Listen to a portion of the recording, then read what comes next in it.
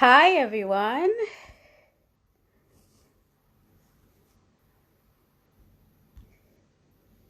We'll just wait for everyone to jump on.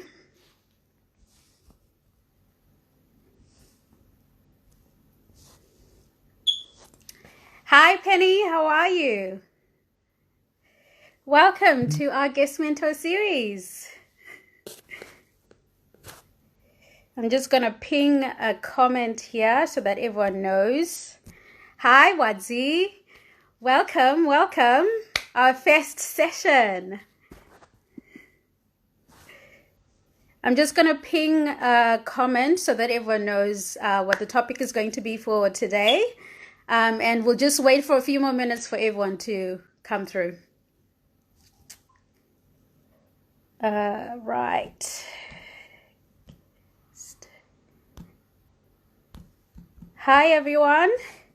Hope everyone has enjoyed their day today. It's pretty cool here in Melbourne. I'd like to know where everyone is. So if you can just post through your location and then we'll give a few shout outs. Guest mentor.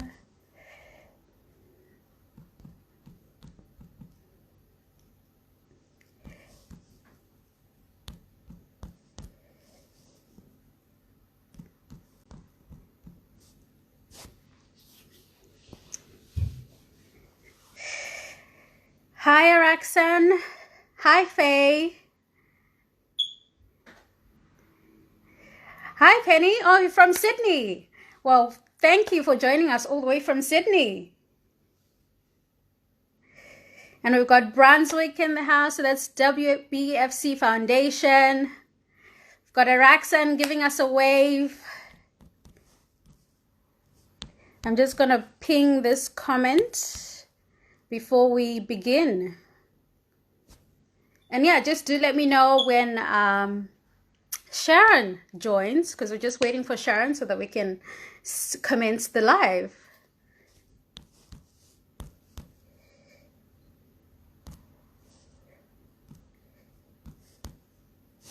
Hi Simon, how are you? Yes, great to link up with you as well, Faye.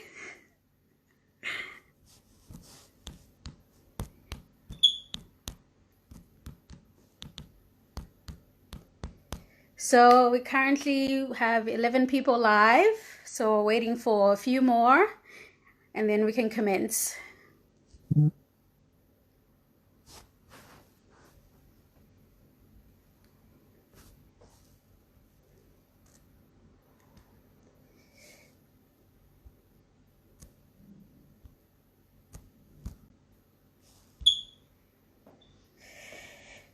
All right.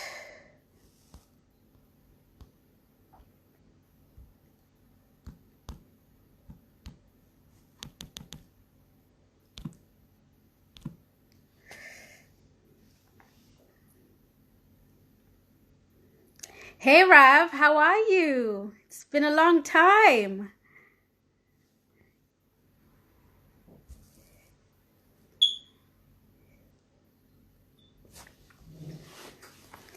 Just waiting on Sharon to join the live so that we can sort of start.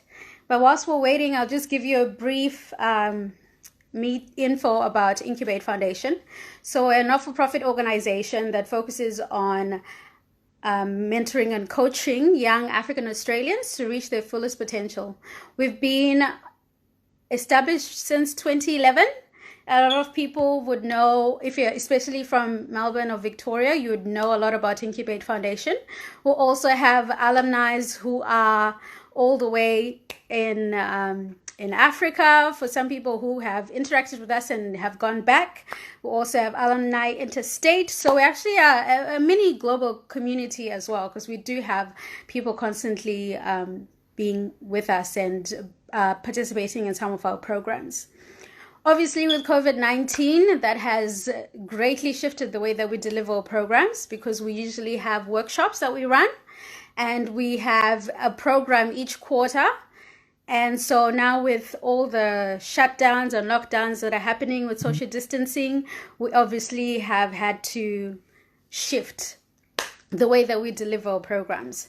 So as a result, we decided to then revamp our guest mentor series.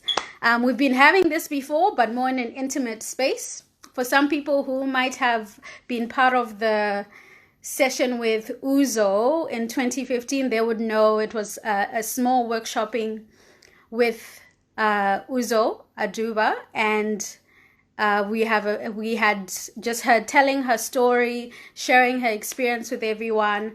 So this is essentially more like a revamp of that. So we have 6 speakers who are going to be part of the guest mentor series, and we're really, really excited to have them.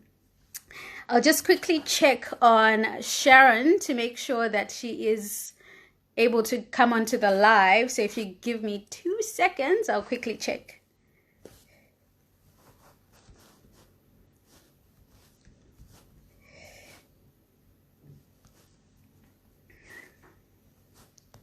Join.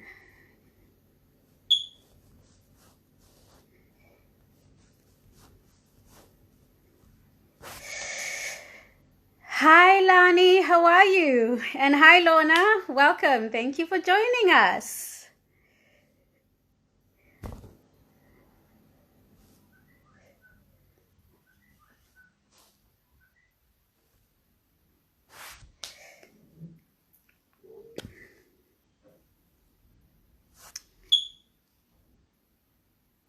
Oh, thank you. Thank you, Lani. It's thanks to your products, Organic Suku. So my hair is proudly sponsored by Organic Suku. Absolutely love their natural products, hair care products. And yeah, I've been using Organic Suku for a while now. And yeah, my hair is nice and healthy thanks to you, Lani.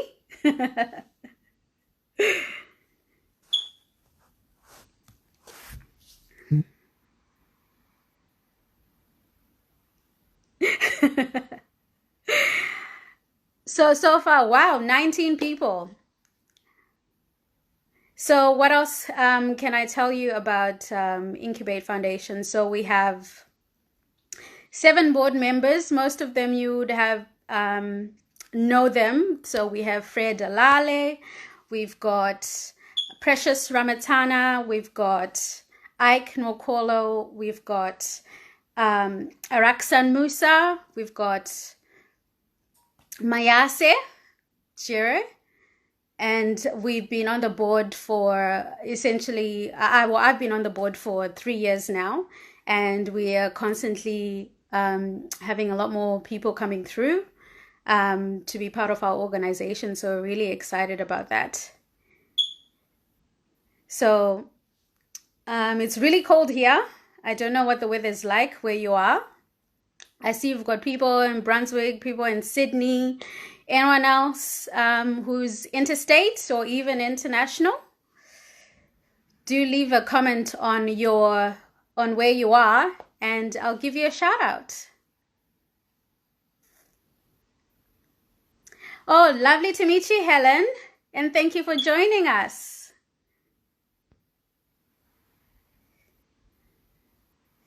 There you go. So we've got another Melbourne person who's online, who's on the live. Anyone else out there? I'll just check the comments again. Now, I don't know if I said this properly, but is it Elme? Oh, there we go. Now we have Sharon. Hi, Sharon. I can finally add you through.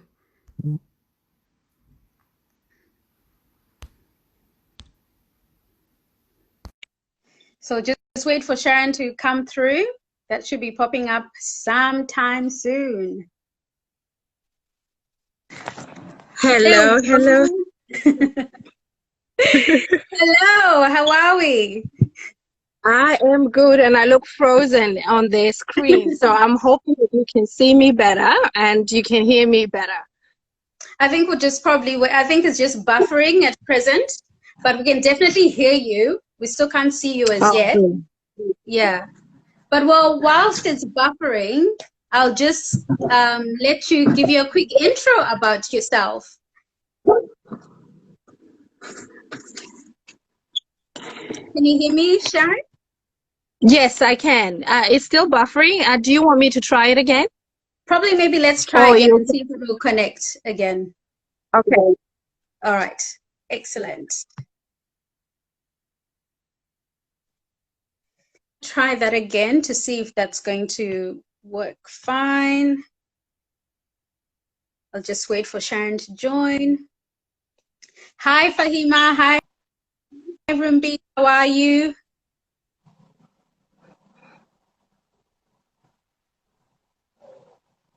You can hear me now? So we can hear you, but unfortunately it's still buffering. Oh, probably maybe we need to get Okay. technical issues, guys. This is our first time doing an IG live, so this is all a learning curve for all of us. It's all good. Now, if everyone can hear us, perhaps you can just perhaps check in and see if they can hear us, and then we can go ahead, even if I'm just kind of frozen in time at the moment. Yes, yeah. Can everyone confirm if you can hear Sharon? Just and if they can see me properly, just a thumbs up. Oh, brilliant. Yeah, just a thumbs up for everyone who can hear Sharon. Whilst people are testing, I'll just get... All right, excellent. All right, so I think we will be fine so long as we can hear Sharon, and then we can get it all sorted. Awesome. Okay, so everyone can hear you, Sharon. Unfortunately, we can't see you. Oh no! And that is such a shame. Such no a shame. idea what's going on. It's okay. Well, I think the key thing is that as so long as we can hear you, that's the key thing. And then I mean, we can always, hopefully, it will catch up during the process. But yeah, we'll just continue as is. As you said, this is our first live that we're doing. So obviously all these technical difficulties that we're having is pretty much new to us. So please bear with us and learn with us as we do this session. So absolutely. Sharon, I will allow you some time to introduce yourself and tell us more about yourself. Okay.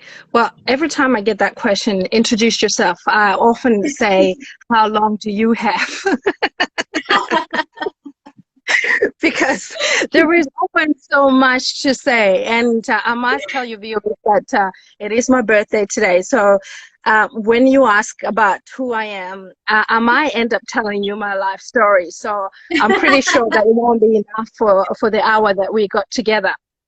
But I would say this, Sharon Malebucho Orapeleng. I was born in Botswana.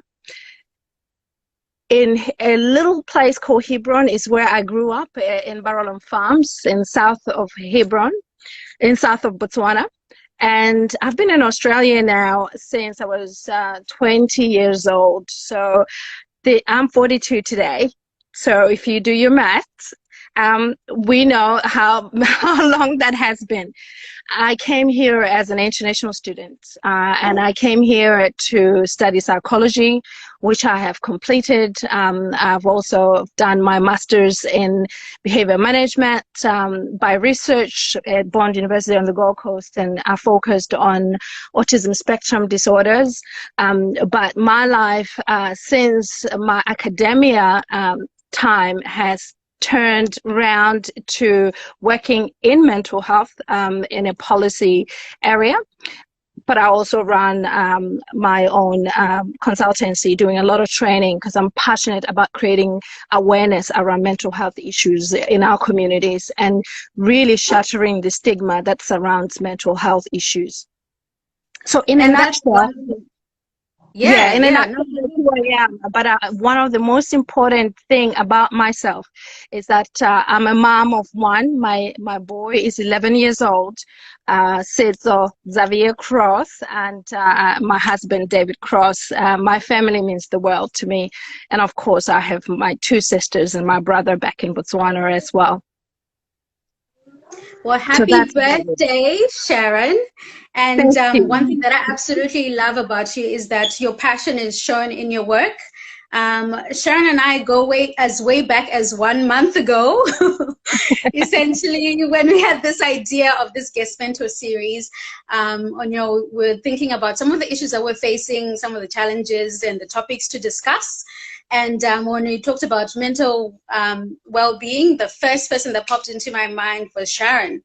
So with Sharon, I've been interacting with her via LinkedIn, so essentially following her posts, liking her posts, and I just essentially picked up the phone, gave her a call, and I said, hey, Sharon, we have an idea. We're thinking of, running this session and having a conversation with the community, and I think you'd be really good to be part of it. And that conversation ended up being a 40-minute conversation because she was all on board. We discussed so much about mental well-being within our community, and I'm really excited to bring and continue that conversation with the wider community. So I think one of the key things that we talked about, Sharon, is why mental well-being is such a stigma, especially within the cultural and linguistically diverse communities. What would you say would be the key issues that we have with mental health within our community? It is, I think, our own, what I call explanatory model. So what our own understanding and what it is, what mental health issues are, what they mean to us, to our family, to our loved ones, to those who are around us. Often people, when they think of mental health issues, they have a face of who they want or think they see as the person with a mental health issue. So, and that person often doesn't represent themselves. So it's often a far away, removed face from the reality as far away as possible. And that comes from our own cultural understanding, our own beliefs, religious beliefs, just really our own framework of being, which is often impacted on us since we've been young. So the journey of our growth since we've been young, we learn things, we see things around us, our environment, and that influences what we think about certain things and how we react to certain things. Now, in a lot of cultural communities, culturally diverse communities, you would think that, people would think someone with a mental health issue is someone who's mad, has lost contact with reality, someone who runs around naked in the streets, someone who is so severely impacted and in their functioning that is the face of what mental health issues look like.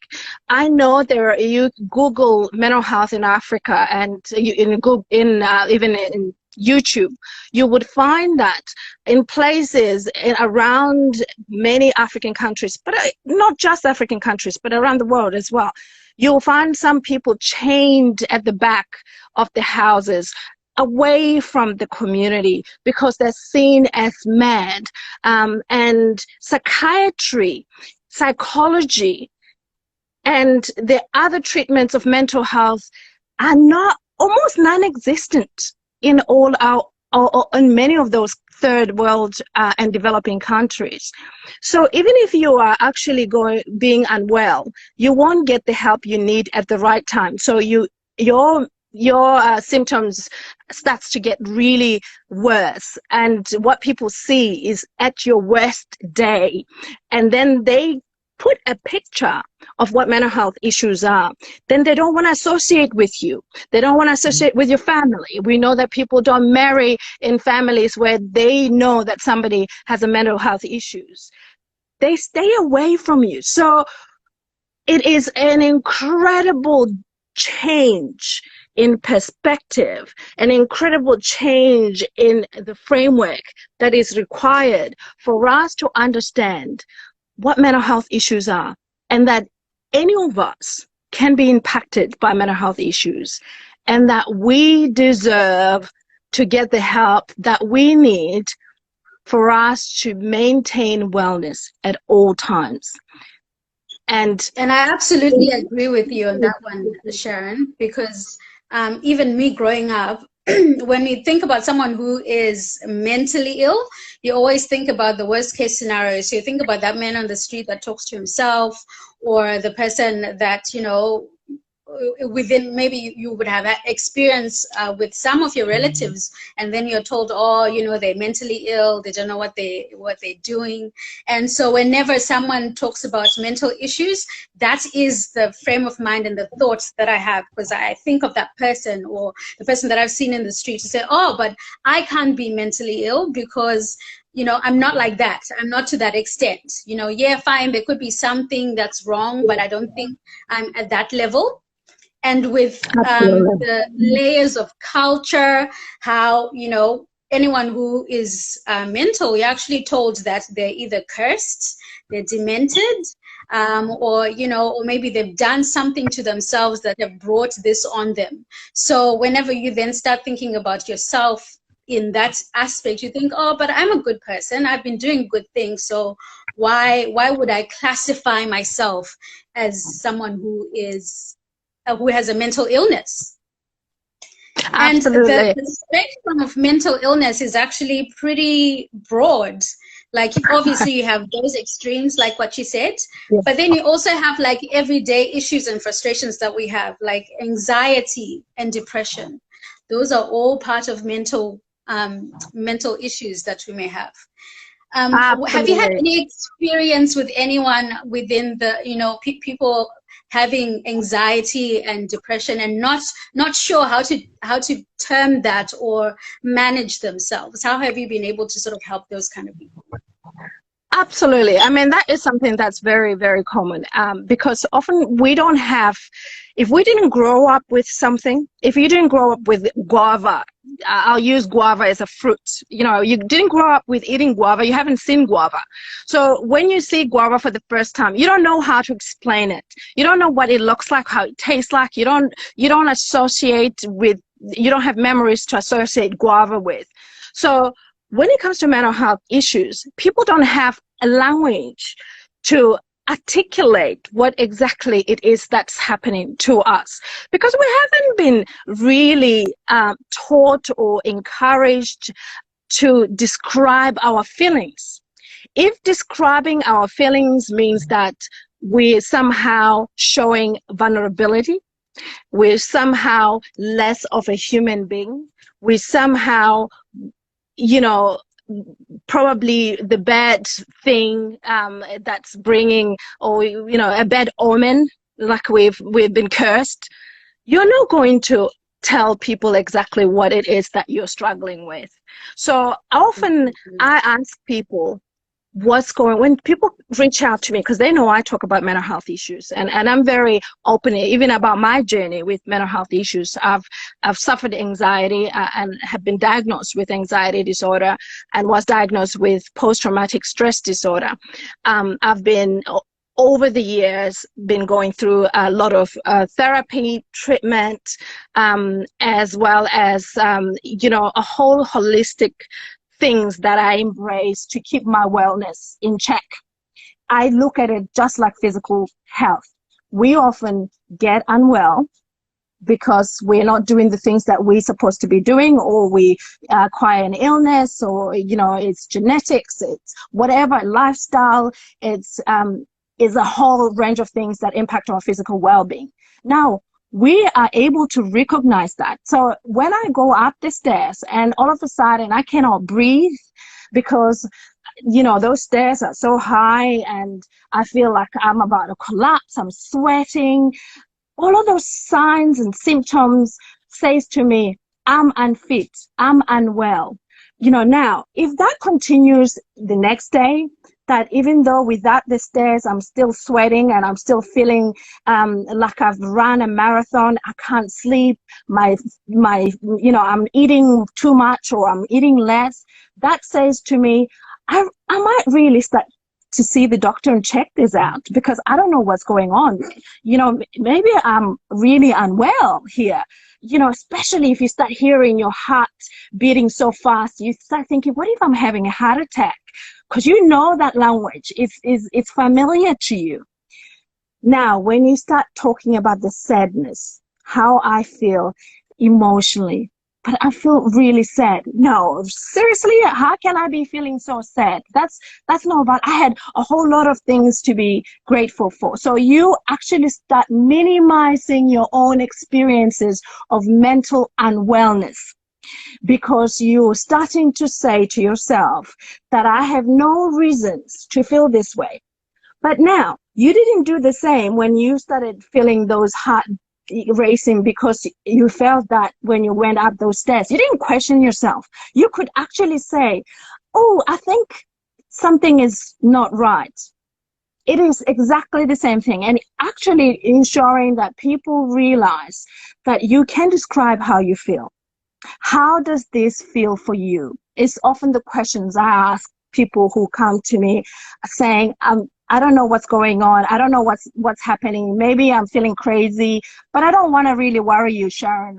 I know you're a very busy person, but I thought I'll just reach out. Maybe you might know someone who can help me. And I'll ask the person, what's going on for you? How does this feel for you? How long have you been feeling this way? So I start to get the person to tell their story, to tell the narrative, to describe those feelings that are so hard to describe. When someone says to you, I feel stupid, I feel worthless, I feel ungrateful, I shouldn't feel this way. That's when you realize that we haven't allowed ourselves to honor our feelings and to share our feelings, so that once you honor and share your feelings, you are able to then put things in place to reframe those feelings, to reframe those thoughts into something positive. Because you will realize that, oh my goodness, all this week, that's exactly how I've been going. This is exactly how I've been feeling. No wonder I've been sleeping too much. No wonder I've been so cranky. No wonder I've been, the worst wife, the worst husband, the worst friend. No wonder the worst mother, because I've just been feeling, yelling at everybody for no actual reason. It's because you haven't actually sat back and honored how you feel. I can absolutely 100% relate to what you just said. The lack of language on how to describe how we're feeling then makes us ostracize ourselves from, mental health, because we think, I don't know how to describe this, and I know what that is, so I can't do that. And, talking about having the language is so important and so pivotal in terms of to help then understand how you're feeling. I take a perfect example. Ladies, we know that we experience PMS, but because we know it's PMS, we allow ourselves that time to feel all these emotions, and we know that it's going to end. And so we have a language for that. So we know, okay, I'm feeling cranky because of this, because I'm PMSing. I'm craving this because I have a PMS. But when it's outside of that envelope and you can't explain it, then you'll be like, well, then, what's wrong with me? And a perfect and I really love the idea of what she talked about, how we then say, oh, but, I've got so many things to be grateful for. You start feeling shameful for feeling the way that you're feeling, and because you've never seen anyone or spoken to anyone who's helped you to develop that language, it just makes it really difficult to then actually talk about it. So, with language, how can we then integrate that language within the community for us to actually be able to identify that, okay, so I'm feeling like this because of that. How can we help ourselves, develop that language? I call it community education, and as cliche as it sounds, because we are all, I don't see anyone who's not intellectual. I think we have been provided with the capacity to learn things, to learn new skills, to learn new language, to learn new things. That's what life is all about. We have been provided with that gift of life in life of learning. So I absolutely believe that, because especially for people who come from culturally diverse background, who didn't have that language to describe the things that the things that are happening for them, it is really important to see others who have gone through those journeys being frank and open and vulnerable about what that looks like. I'll give you a really perfect example of what often helps when I do a lot of community education, which I do around mental health. And we talk about anxiety. I go up, list all these symptoms of signs and symptoms of anxiety. I talk about what happens in the body when your mind is running 100 miles an hour. When you tell people that your thoughts impact on how you feel, and how you feel impact on what you do, your behavior, and you describe it all, you list it all, and somebody looks at that and think, oh my God, that's exactly what it is that happens to me. And that power that all of a sudden they're realizing that there is a language around that they're not alone, that this is a very common thing, that people do experience these issues. It does not mean that people have mental illness. They might be that they are having struggles in life, that, stresses of life, what is called the social determinants of health. So it might be that you've lost your job, and all of a sudden you're starting really going into a panic attack, because your mind is thinking, how am I going to feed my family? How am I going to look after myself? How am I going to pay my debt? Am I going to be homeless? Imagine all of those things, all of those thoughts in your head, because you're looking at this situation you're in to say, what will happen to me and my family? And it's spiraling out of control. Now, what happens in your body, because you're thinking that way, is you start thinking, oh, I'm useless, or maybe I should have done a little bit more to keep that job. How can I lose that job? I worked so hard in my life to get a job or to run this business. I failed myself. And what that then means to your body to react is that you feel ashamed. You start withdrawing away from people. You start, eating yourself, the ice creams start coming, or not eating, sleeping a long time. Then you start to neglect your hygiene as well. Now, that might be going for a day, 2, 3, 4. We know that if it goes on for more than 2 weeks, it starts to become to get to that cusp of what could be classified as a mental health issue. If you go to your doctor, they would be asking you, what have you been feeling and experiencing within this last 2 weeks? So we use the 2 weeks time frame in order to determine that this is a really serious issue. And we often would ask someone, even, have you ever had thoughts of suicide? Because we do know when people start to go into that very deep hole of uncertainty, or feeling unworthy, and feeling helpless, hopeless, they might get to a point where they think, my life is not worth living. And it is one of the most tragic things to think that the person have determined that sense of being and worth because of the circumstances that are surrounding them, and they have lost hope for living. That is why I'm really passionate, because I know it can go to that point. And it doesn't have to, because if we have the language, I might be able to say, the last two days, I've been feeling really, really unwell. I've been really feeling sad. I've been really crying all the time. And I can't explain why this is happening to me. And then I'm talking to someone who understands, who's not going to judge me, who allows me the space to be vulnerable with them. And believe me when I say, after having unloaded, most of the time, people feel better. People feel better. And yeah, that is so true. I mean, we're in COVID at present, and things happen so quickly and escalated quickly. We actually never got the chance to sort of grasp what was actually happening. And we know when you talk about the language, we have been feeling anxious. We also have been feeling depressed. People have lost jobs, their source of living. They don't know what tomorrow looks like. I mean, normal no longer means anything in this context, because everything that we thought we knew was completely changed overnight. And so, yes, we're feeling anxious. We're unsure of what the future looks like. We don't know what the future holds. I mean, if you've lost your job, you don't even know, when next this lockdown is going to finish, so that you can start looking for another job. So you're feeling all these different emotions. I mean, we've been feeling all types of ways.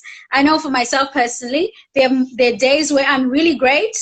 I'm looking forward to the future, to say, oh, okay, so this has happened. So, what's going to happen next?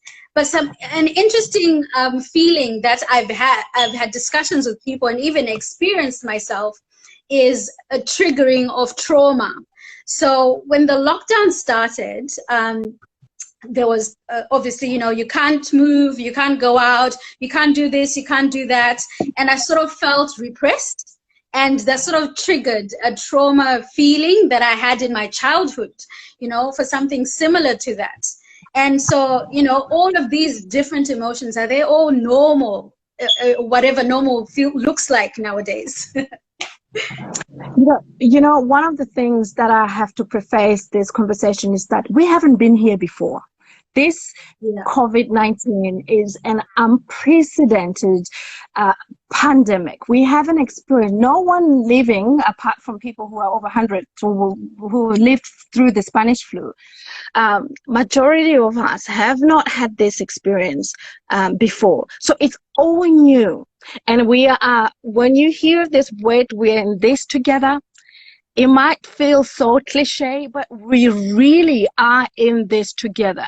These experiences are very normal. When we face with things that are really uncertain in our lives, and the change that, and it's not a change that we wanted. There is no change management process that has taken place. We really have been hit with a train running miles, 100 miles an hour, and we had to do what needed to be done. And here we are finding ourselves. One day I was at work in the office. The next day I'm home trying to work from home and have my meetings, all my meetings through Zoom. It is foreign. It is unprecedented. So we are going through these feelings all together, and the researchers are documenting all of this. And out of this, we would be able to know more about what it is exactly is normal when it comes to a pandemic, and what do you do to ensure that you hold yourself above water through a pandemic. But what we do know is from our own understanding of things that have happened, that when change happens very quickly, when we are forced into things that are not our choosing, we feel we have no voice. Now, this is things about trauma. People who have gone through traumatic things in their lives, and many of us go through those things. We might not call it what it is, but those things are like those little dark clouds that always hanging, and takes one thing and the rain, the thunder, the lightning start coming all at once. You experience this incredible emotions that starts to really shake your core that you have been on. For people who have been abused, people who've been experienced where, have been told to do certain things without their consent, have been told where to go, where not to go, what to do, what not to do, things that where they have felt that they had not had a sense of control, that the bombs have come over in your village, you had to run. You didn't choose for those bombs to come in your village and to save your family, to go and live in a refugee camp for a long time. You didn't choose that. These were circumstances that it ensured you do the things that were necessary to keep you alive. And it's okay to feel this sense of emotion, you know, what I call an emotional turmoil. It's okay because we are all dealing with this together. But we also know that when it starts to really impact on how you feel, now, if you start to have those feelings that are really negative, that end up being quite physically felt, you know, you start to having those flashbacks, you start to actually be afraid of your life, you go back to the trauma that has happened, and it impacts on your relationships, it impacts your ability to sit down and do work every day, you impacts on how you live your life within these constraints.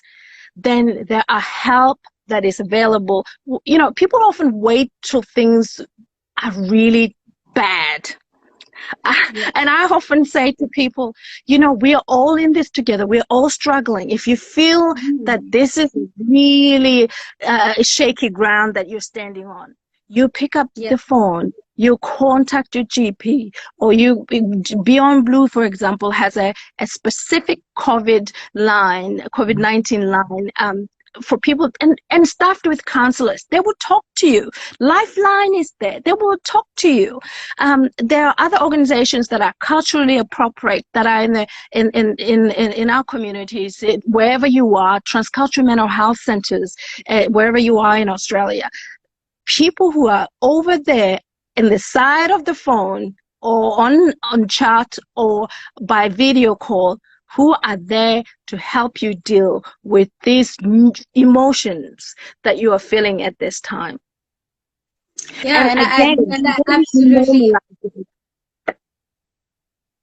Yeah, and I absolutely agree with you in terms of getting the help, because I think the key thing is, yes, we've now identified that, you know, there's an issue, there is, we don't have the language, and so now we need to develop the language, but there is lots of help out there.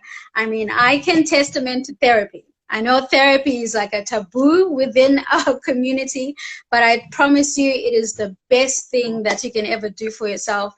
It's like going to your doctor, but you're just going to check your mental health for your mind. And, you know, through therapy, I've actually been able to identify that I suffer from anxiety and depression. Had I not gone to therapy, I wouldn't have known about that, because I just felt all these weird emotions, and it even turned into a physical manifestation where I started having panic attacks. It's interesting because in my childhood, my grandfather always used to tell me that I'm suffering from nervousness. That's what my family used to say, but I never used to understand what that means, because for me, I'm feeling all these different emotions. You know, I have heightened heart rate. I can't breathe. I've never, ever been hospitalized for anything that has to do with my physical health. The only times that I have been hospitalized, actually getting an ambulance to where I am, was when I had a panic attack. So I remember I had a panic attack about 5 years ago. Something stressful was happening at work, and then all of a sudden I couldn't breathe, you know, and I felt like I literally felt like I was having a heart attack.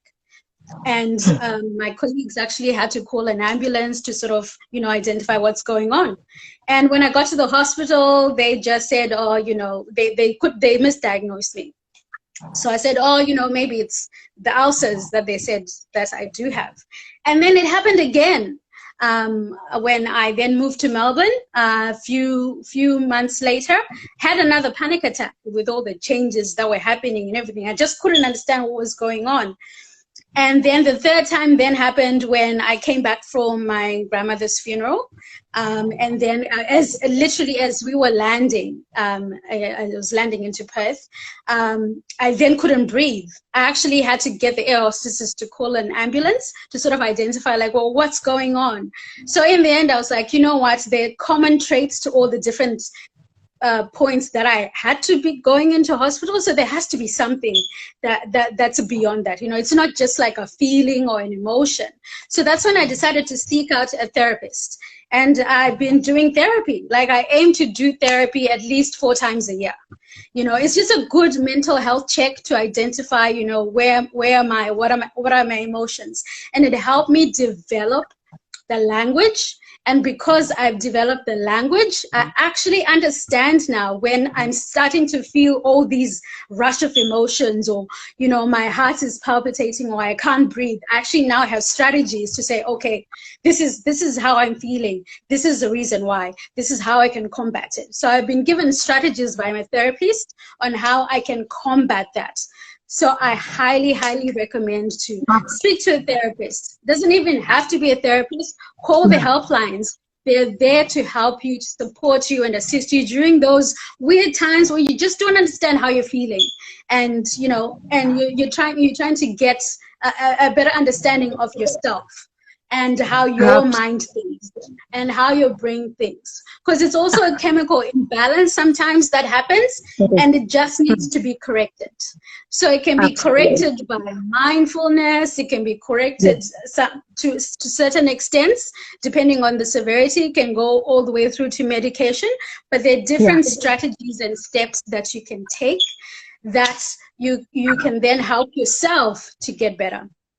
Now, I know, Sharon, we have a few questions from the from the chat. So if anyone has any questions, feel free to put them in the comments. We're tagging them, and if we don't get a chance to talk about it in this session, we'll share the commentary as well afterwards, because we are going to upload this live in our IGTV so that everyone can see it. Unfortunately, we've had technical issues where we actually can't see Sharon, but we can still hear her, so which is still fine because the conversation can still go on. So we have a question from Nasima Mustafa, who said, what strategy is best for breaking stigma in CALD communities, especially during the time when many need the support and they're not obtaining it due to the fear of stigma? As we said before, it is conversations, is normalizing these feelings, is reinforcing the fact that we are in this together. You know, when people have, as I say, with physical illness or physical health issues, not as an illness, but to prevent a physical illness, we think about going to the gym, because we know if we go to the gym, I'll be able to exercise, I'm going to keep myself well, I'm going to learn new skills, new tricks to keep this body going. For our minds, there's a mind gyms. You know, look at help that's available for mental health and well-being as a mind gym, which we need as much as we need our physical gyms. And not all of us are signed up to the gym, but we know that I can go for a walk for 30 minutes every day. That's good for my physical health. But hey, that's actually good for your mental wellness as well, you know. So when I do this, to start thinking and correlating that, the fact that our health is not separate, our mind is not separate from our physical body. It might be in our head and in the head, but hey, we are whole. Our whole self is who we are, what our feelings are, what our thoughts are, what we feel, what our physical wealth is, or mind or mental wealth is, as well as our spiritual wealth. We need those 3 concepts that make who we are, our spiritual being, our physical being, our mental well-being. That is what makes us who we are. And if one is off the charts, that means that it will impact on other aspects. So we feel unbalanced. So in terms of checking in within ourselves and keeping ourselves going and thriving through these very challenging times, and life is challenging itself, to keep ourselves above water, we need to try to have a bit of a balance somewhere and talk about it. talk about mindfulness, talk about how we're keeping our wellness, as much as how we do our videos, exercising, and doing our physical exercises. We often do that and share it live, so we tell people about how we're getting on with our physical health and we're improving it. Come on, let's talk about our mental health as well, how we are improving it, how we are working with it. Let's start conversations freely. Yes. Yeah, and I absolutely agree. I mean, we're often posting that, I'm going to get snatched, get all my body ready, but we never talk about, you know what, I'm going to go to therapy next week, or I'm going to do this for my mind.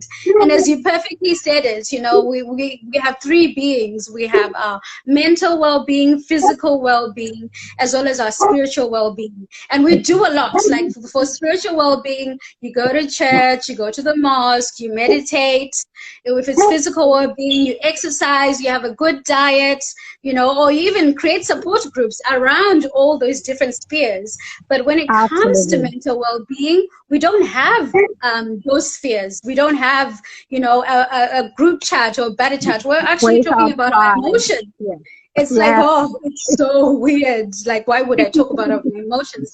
But it's part of us. We all have emotions, good and bad. And as I always say, all the emotions, there's nothing wrong with all the emotions that we feel. It's just understanding when to apply them in our lives. And if we've never been taught about how to do that, then it's very difficult for us to then identify what is wrong or how we can create strategies around that. So let's keep up that conversation about mental well-being. One more question before we go. So Araxan asked, so what strategies do you suggest to keep positive mental health? I swear by journaling, writing things. I call it being purposeful, to remind myself about looking after my well-being and my mental well-being. It is easy for me to think about, I haven't been to the gym today, or I haven't gone out for a walk, or I need to do something for my physical well-being. But often we forget to be purposeful about our mental well-being. So every day I do mindfulness, because I know a lot of things, especially now, there's been so many thoughts that comes to my mind. You probably will see my dogs are going crazy at the moment. So you probably would have seen, for example, if you follow me, that I often put my thoughts together. I find that, and I share those thoughts. I find that once I've done that, I've unloaded that, and it goes away from, I don't have to think about that anymore. I've written it down, or I had a chat with my friends about it. So I'm being purposeful to do certain things that would allow for me to maintain my wellness. I've created a nice little space for me that I go to in my home, that I go to every day, just to be and sit still and look at the birds and hear the birds, look at the trees. It's outside of the house. So I had to do that, because now I'm working from home, and I was spending a long time in the house. And by the time 5 p.m. comes in, I'm feeling cranky. I'm feeling like I'm not able to step outside of work and be home. So I have been trying to be purposeful about putting in, scheduling. I put it in my diary. I do, in my phone, so my phone can remind me. One other thing that I suggest people do is to use what I call mood checks. And there's apps that can do that. When you are not sure what's going on with you and you're feeling a certain way, start journaling using those apps that will check how are you today. You know that you got apps that check in whether you've done your 10,000 steps per day. There are apps that you can check how you are feeling. Now, after a week, you start to see a pattern at different points. Being able to check in at 9 a.m. once you've had your coffee, if that's what you do, you have your breakfast. check in at that time how you are feeling, because that would tell you, or whatever time it is in the morning, that will tell you how your mind frame is like for your day. Where are you? Now, check in around lunchtime. You've done your morning tea, you've done everything that you needed to do, but around lunchtime, you're really wanting to eat. Where are you? Just check in. And it's a matter of really clicking onto that app about where are you. It'll a number of different things, and it'll ask you what it is that you, then it gives you options to choose.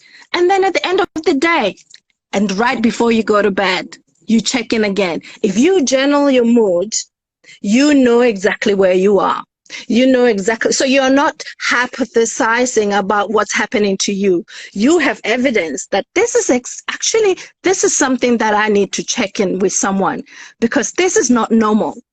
This is not, this, I shouldn't be feeling like this for this whole week, because that means that it impacts on my decision making. It impacts on how I live my life. I'm not happy, or things are happening that I'm not comfortable with. By really checking in, check in is very critical, because when you check in, you're able to reframe, and then you're purposeful, and you're able to start bringing some positivity in our lives. Happiness is within us. And I absolutely agree with this. Yeah. Our definition of success, our definition of what joy looks like is within us. We own it. That's Amen. the power. I absolutely agree with that. So you've heard it all, guys. So we need to start journaling. Let's download those apps that check on your mental well-being.